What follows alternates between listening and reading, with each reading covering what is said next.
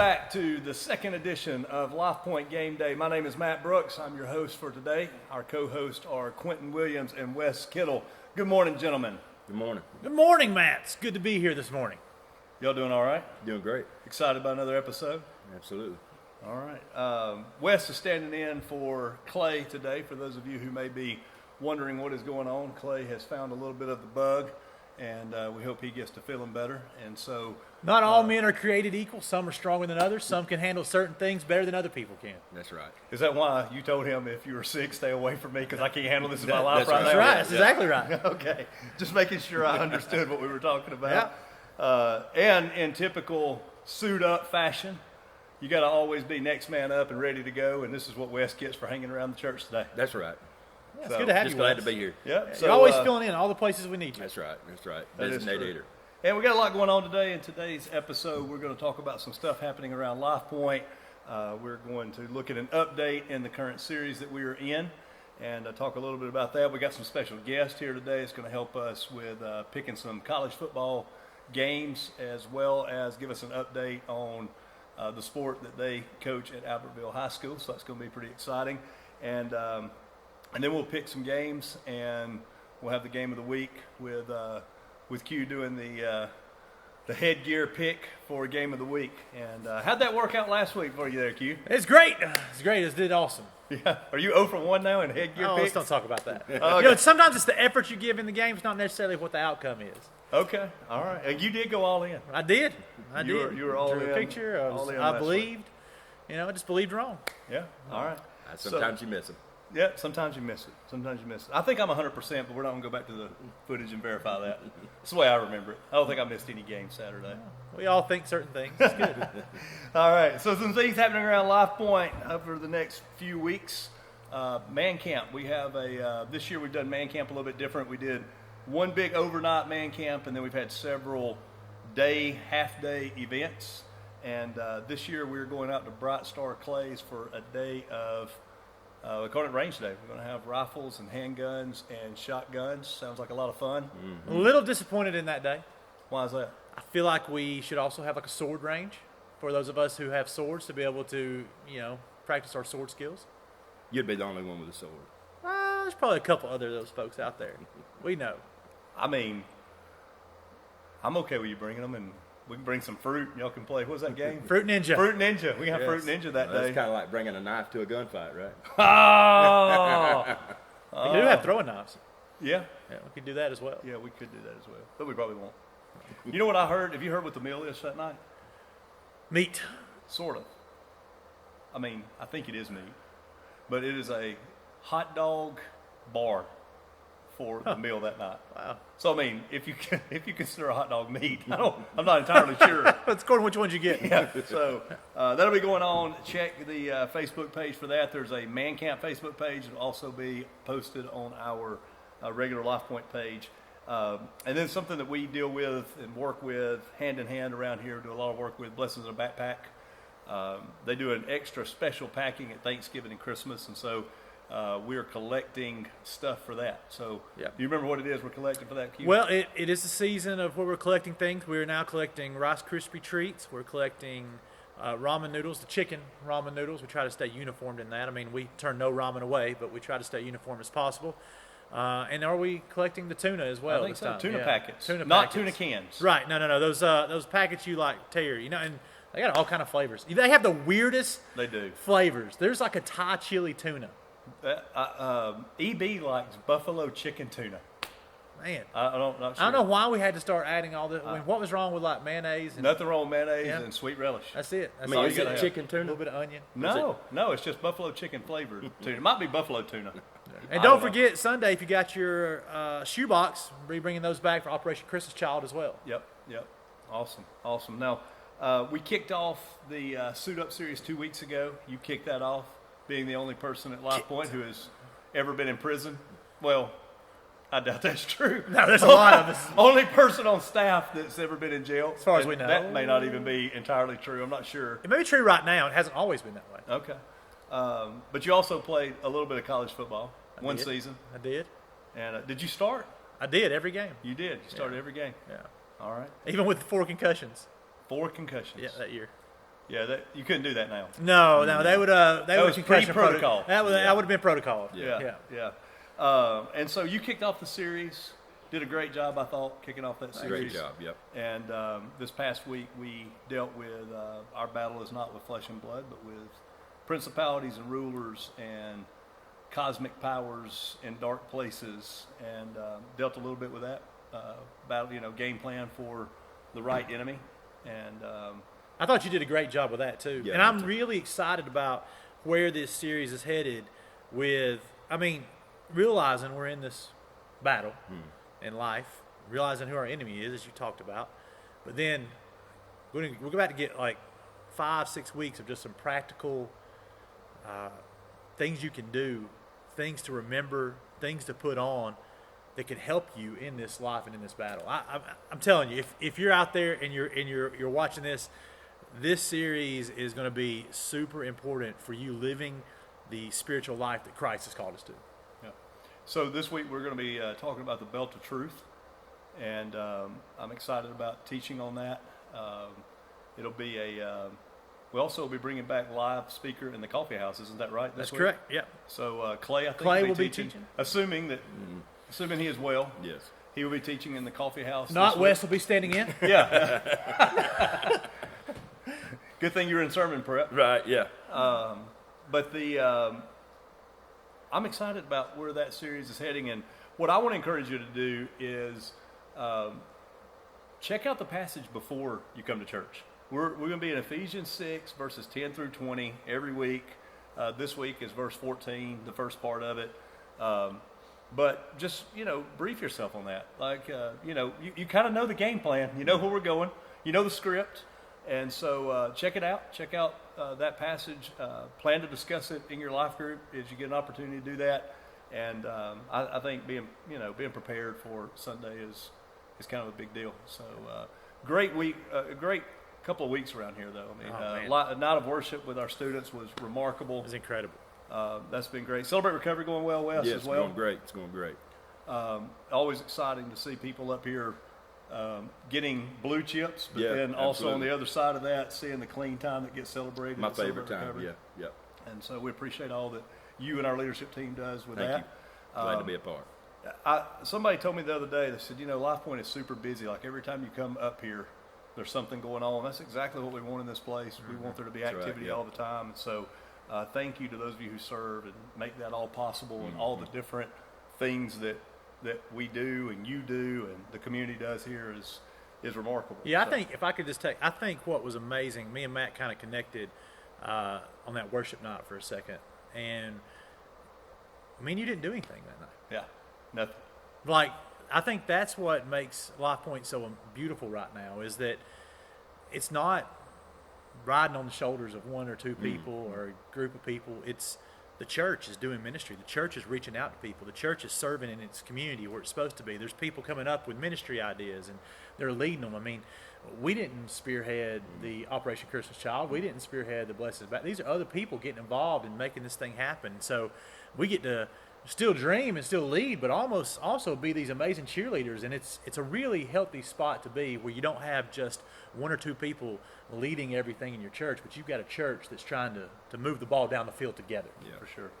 Speaking of community and people who are making an impact and a difference in the community we're in, we want to welcome our very special guest to the conversation today from Albertville High School and the girls softball program. Welcome up to the set, Coach Aarons. 2 Aarons for the day, Aarons. right? 2 Right. Aarons for the day. How you doing? Good to see y'all. Good to see you. Hey guys. Good to see you guys. So this is Coach Tori, and Tori, I'm going to let you introduce your wife, Crescenda, because I don't know if I'm supposed to call her Coach Aaron or not. We had this discussion ahead of videoing for today's game day. So explain a little bit about the dynamic of you and Crescenda and what y'all do with the softball program at Albertville High School. This is my beautiful wife, Crescenda. We like to look at it as I do everything that makes the girls feel like a team. I build the team, and she builds the family. So she's the family builder, I'm the team builder, and it just works well together. So how intentional are you about that top culture?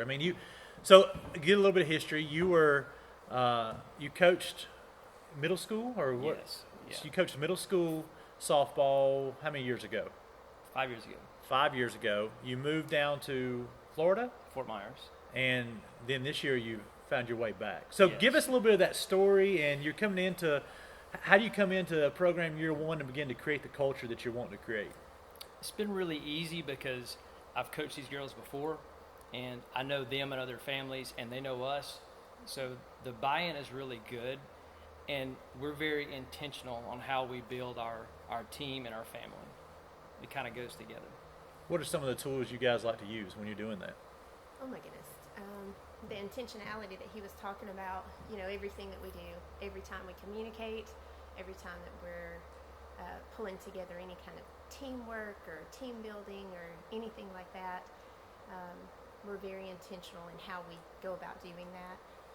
We want our student athletes and our parents to feel like we are a family. We do and a lot of include them a lot in of everything. inspirational quotes, Yes. team building, team bonding. We just did a retreat at the Baptist campgrounds. That was her baby. I'll let you talk about that. Yeah, that was really awesome. We did a varsity retreat with our varsity team. It was a survival theme where the girls came in. They had to draw buffs and they had to work together as teams to complete competitions and have winners. But then at the end, we all came together and it was a great time. It's really cool. To inspire one another and to boost the girls on their strengths that they have. That's very cool. Now So- they're also new to Lifepoint. I Yeah. think it'd be interesting to say what brought you to Lifepoint. How'd you get connected here?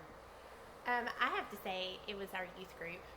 Our youth. children. Imagine that. Imagine that. Clay wins again. We have He's three not kids. even up here. We have 3 kids, and all 3 were begging to come to Live Point for the youth. That's And- awesome. and That's awesome. We bought in too. We love it. We did. Y'all feed them.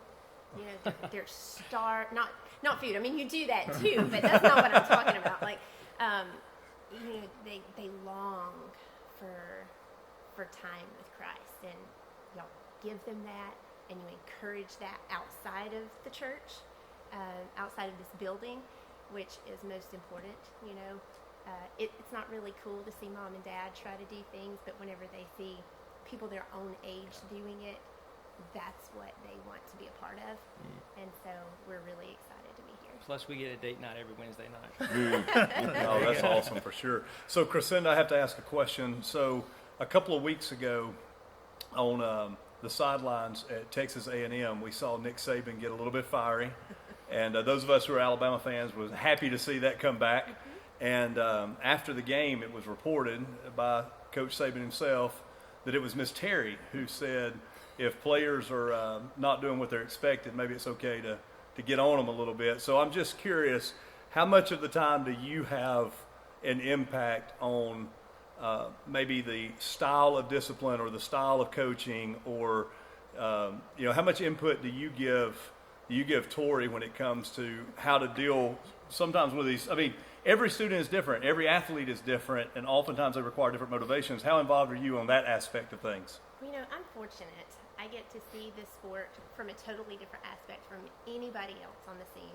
He handles everything on the field with his assistant coaches. They do a great job with that, building them up, giving them, like constructive criticism.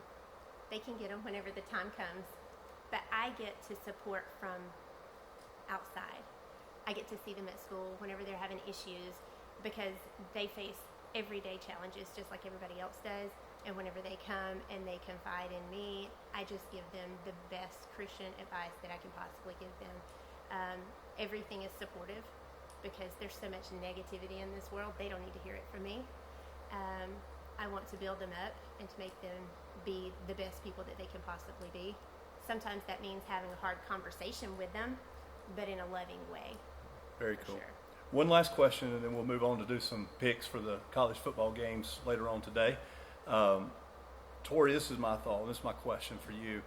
I had a chance to play a little bit of college baseball, a little less than Quentin played college football. I did not survive long. I played at Jacksonville State, and quickly found out that I did not enjoy baseball 50 hours a week. But I did get a chance to play. So I love girls softball. because I think it is all the great things of baseball minus the really terrible things like 45 minutes between innings watching pitchers warm up I agree and with 5-hour games. And so this would be my question. Do you think it would be possible? I feel like this would be great team building. Would it be possible for you to find a helmet that would fit me? I would love to come down and see if I can hit your pitchers. Addison Pierce. I would love that. Is She that a would love it too. possibility for us Yes. to make that happen? It will happen, yeah. All right, we'll come over in video maybe before the end of this series, and we might even we'll post that online if we can make that all work. I don't want to be in a we will make cage. that I want to work. be on a field. I We'll want to make see that how work. far the ball goes or doesn't go and see how that Yeah. works. I'd like to see that. Yeah, I'll be there. We'll get Addison Yeah. Pierce, and she'd love to do that. We get all three of you guys a helmet. Yeah. And Oh no, I'm not No, going to go no, up I'm there. good. I'm good. I'm afraid she'll hit me. Yeah, no, I'm not. But how I fast can can see she that. throw? I can see that. How fast can she She throw? throws 55, 56, Yeah. But let's talk Yeah. about that. That's Yeah, that's 55 or different. Yeah, 56 yeah. from how much? 43 feet. 43 feet Yeah. as opposed to 60 feet 6 inches in baseball. So Oh, yeah. it's probably the equivalent. 53 is probably the equivalent of 85 in baseball. Am I close? Somewhere 80, 85. Okay. yes. Yeah. So I'm in. I want to do it. All right. So we'll make that happen. You know what? We're actually having a home run derby too, and you all need to come and be Sure. a part of that. I will decide whether I'm in that after I do this. Is she pitching for the Is home it run slow derby pitch? or? The home run derby will be soft toss. Okay. Okay, Oh yeah, I'm yeah, in. yeah. I'm in on that too. So. I'll do the soft toss. All right. Good deal. Well, let's talk about some ball games coming up today in college football that we are all super, super excited about. This is a great week of college football, by the way. Yeah. We're now into the heart of the season where every week there are top-ranked teams playing each other and opportunities for people to lose so that Alabama can get back into the mix. That's right. That's the Roll way Tide. I view college football now every week. Roll Tide. So let's start out. And speaking of those, let's just start right out of the gate with that. We got the third Saturday in October, which I errantly said this past Sunday is the fourth Saturday in October this year, but it's not. I was thinking this is the fourth Sunday coming up, but the month began on a Sunday. Okay. So it's still his third Saturday in September. We got number 17, Tennessee, visiting Bryant-Denny Stadium for number 11, Alabama, in a revenge match from last year where Alabama lost at the very last second by 2 points, I think, or was that the 1 point game? It might have been a 1 point game. I don't remember. 2 point game. 1 point was LSU. Yeah. 2 point game. We got LSU coming in the following week. A lot of things could be on players' minds, but we got that horrible orange coming in to Bryant-Denny this week. What do you guys think, starting with Wes Kittle? I think Alabama comes out on top. I think they played last week just enough to get by Arkansas, so I think they come out big. All right. I have to agree with you there, Wes. I think that Alabama is going to take this one because I think that this is the game that Nick Saban's had on his calendar since last year. You think If, so? if Yeah. there's one that he wants to win, I think it's this game right here. I think he. Some revenge, yeah. Well, Yeah. it's because it's been put in his face so much that Yeah. they got. Until this time, he had not lost to Tennessee. Is that yeah, right? Yeah. This Yeah. is that first time last year that he lost to Tennessee, I think. Yeah, the dynasty's gone. Lost yeah, in it 2006, I so, think. Oh, also. okay. yeah. Well, I think this is the one he wants. I'm Yeah, me giving too. Alabama. I'm doing Alabama big on this Yeah. one. Okay, Alabama big. Alabama big. All right, what about the Coach Aaron's down there? I What say we got? definitely a bounce back game for the Crimson Tide. Revenge game. I'm going big with the Tide. Roll Tide, baby. Roll Tide. All right. Well, here's my pick for it. Obviously, I'm going Roll Tide. I'll pick them against the Patriots if they were playing them. That's right. But I'm saying, here's what I'm thinking on this game. I think the lackluster play in the second half against Arkansas last week, I think Coach Saban will use that. I think he started in the press conference immediately following the game or the interview right after the game. I think he started right then talking about the importance of not just winning the game but beating your opponent. So I'm looking for a beatdown of the Volunteers and a revenge game, and Bryant-Denny leaves in fireworks. So that's what I'm picking for him. Roll I like Tide. it. Roll Tide. Up next, Air Force and Navy. And now, I'll be honest, I don't know a thing about either one of these other than Air Force is undefeated and ranked number 22 this year. Armed Forces ball games are exciting to me, intriguing. These players commit in every other university for a 4 to 5 year career playing football. These guys commit to almost a decade of their lives serving overseas potentially. So what y'all got? Let's start down there with the Coach Aaron's. Got to go with Army. Coach Aaron was in the Army. Got Army's to not support. playing. Okay. Air Force and Navy. I got Army too. Yeah, I me gotta too, say, me I'm too. an Army guy. I served, and I dislike the Air Force less than the Navy, so I got to go with Air Force. Hey, But in the end, it's go Army. So is this kind of like when you're a brother? It's okay for brothers to be mad at each other, to fight with each other, but if somebody messes with the Air Force, you're still got their back, though. There you go. Okay. There you go, Good yeah. way to Quinn, put who you got down there? Well, I'm going to go with Air Force just because they're undefeated. Yeah. And it seems like they have a Yeah. good thing going, and I think Me too. I'd like to see one of our Armed Forces teams keep advancing up that top 25. Yeah, that'd be great. Yeah, Air Force for me too. Air Force for me as well. I think that just showing that they got the goods this year to definitely win these type games. So I'm on that. I'm on board with y'all on that. Big game right here in the state of Alabama. We got Ole Miss at Auburn. Both Alabama and Auburn playing at home this week. Ole Miss, Lane Kiffin, who many Auburn fans were hoping was going to be their next head coach, but instead he turned them down and they went with Coach Hugh Freeze. Two great coaches, by the way, if you love offensive play. So what do you think, Wes? Who we got there? I'm going with Ole Miss. Going with the Rebels. Yeah, on the Rebels. Yeah. I'm going with the Auburn Tigers. I think as much as Nick Saban has planned for Tennessee, that if Hugh Freeze had a game on his calendar he really wanted to win, it's this one. I think he wanted to show everybody that he is the right coach for Auburn, and if he wins this, then he shows them that they've made the right decision. Interesting call, Coach. I got to go with Ole Miss. Lane Kiffin gets up for big games. This is a big game to show Ole Miss they got the right guy as their head coach. So, got to go with the Rebels. Ole Miss, definitely. She loves Lane Kiffin. Yeah, and you can't pull for Auburn if you pull for Alabama. That's right. That's true. That's true. A lot of truth right there. A lot of truth in Yeah. that. I'm going with Ole Miss, but I'm going in a really close game for a couple of reasons. Jordan Hare's tough place to play. Yes. Tough Yeah. place to play on the road. As an Alabama fan, we have seen our fair share of stuff that happens in Jordan Hare that shouldn't happen, and I think they'll keep it close. I think they'll be in it in the fourth quarter. I look for one or two things to be the determining factor of the game. Because I think it's close enough that it could come down to one or two plays. I think we may see something on special teams that determines the outcome of the game, or Lane Kiffin making a gutsy move on like a 4th and 5 from around midfield, and whether or not he gets it or doesn't get it, that's my prediction for what comes for the outcome. But I'm going Lane Kiffin and the Ole Miss Rebels. Michigan at Michigan State, number 2 Michigan undefeated against the largely irrelevant Michigan State right now, but that's a rivalry game. I'm going Michigan on this one. I think Michigan stays undefeated until at least they play a game against Ohio State. We'll see what happens when they get there, but I think Michigan's too much for Michigan State to handle. Wes? I'm going to go with Michigan. Yeah, I think Michigan you have to go with. I mean, we all doubted whatever his name is, Harborough, is how you say it? Something like that. Something like Yeah. that. You know, and then, but the Khaki pants. Khaki Coach pants. Khaki pants. That's right. But yeah.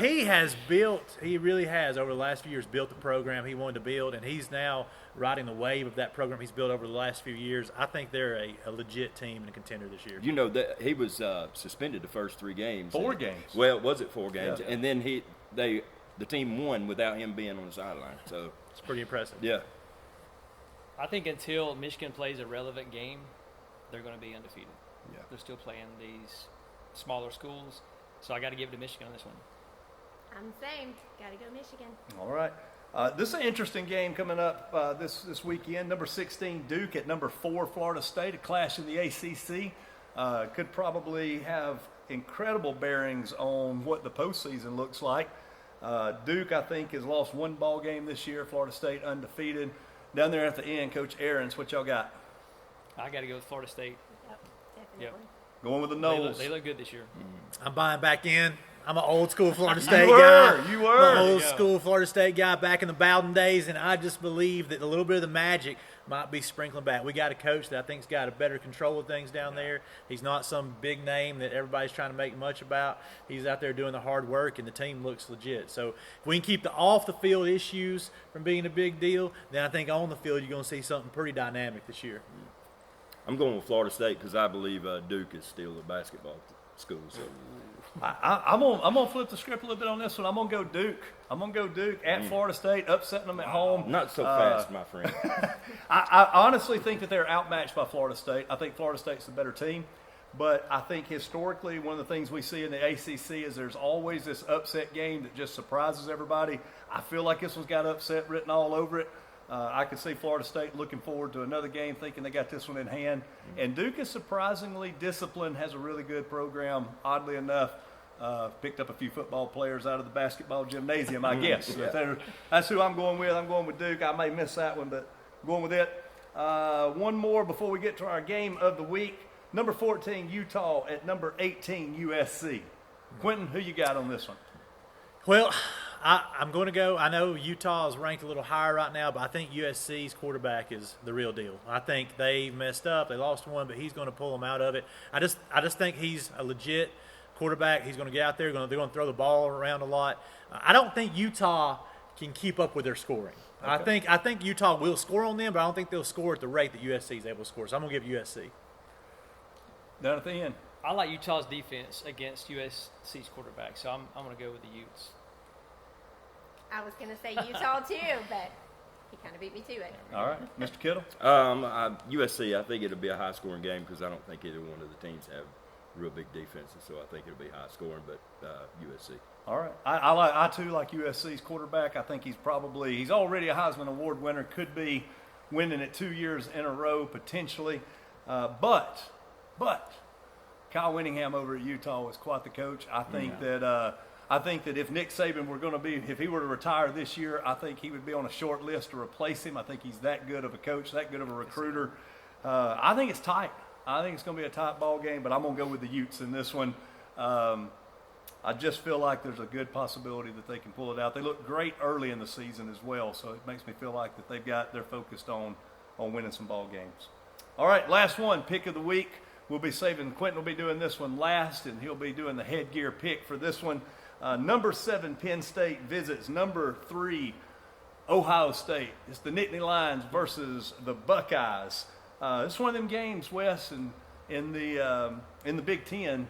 Quite honestly, we've had this conversation before. Not many great games in the Big Ten. Yeah. A couple of great teams in the Big Ten, and then, until they play each other, it just doesn't seem like there's much there. But Nittany Lions not looking bad, sitting at number 7. Ohio State looks really, really good, actually, sitting at number 3. Yeah. But the question is, are they good because they haven't played anybody, or are they good? That's the question. What do you got? I'm going to go with Ohio State. Ohio State, going with the Buckeyes. Yeah, the Buckeyes. All right, down on the end. Buckeyes all the way. I'm going for the upset with Penn State. Oh. Penn State plays big games well, and Ohio State's not been tested yet. All right. I'm going to go with Ohio State. I actually think this could be a close game. I'm going to Ohio State because they're at home. I think playing in the Horseshoe, is that right? I don't know what they call that stadium. Is that the Horseshoe? Yes. I think that's what it's called. And dotting the I in Ohio State with the marching band. I think they get up. I think they have a lot of energy because of that home crowd. I think it's close, but I'm going to go with the Buckeyes on that one. Well, this is going to be a fantastic game. Ohio State's well-rounded. They run the ball. They throw the ball really well. You got Penn State, they're just nasty this year. Ground and pound, they're going to hit you hard. You're going to see them running around. They're not scared. So it's really going to be, I think, a great matchup. Got a great running back. They do. Yeah. He loves to run. Yeah. And at the end of the day, just call me old school, but I'm going to go with Penn State, baby. Penn State. Nittany Lions for Coach Q. All right, thank y'all so much for joining us again for another episode of Lifepoint Game Day. Thank you to the Coach Aarons on the end for being our guest pickers. Thank you, Wes Kittle, for setting in for Clay Miner and from Quentin and Matt and all of us here at Lifepoint. We'll see you Sunday.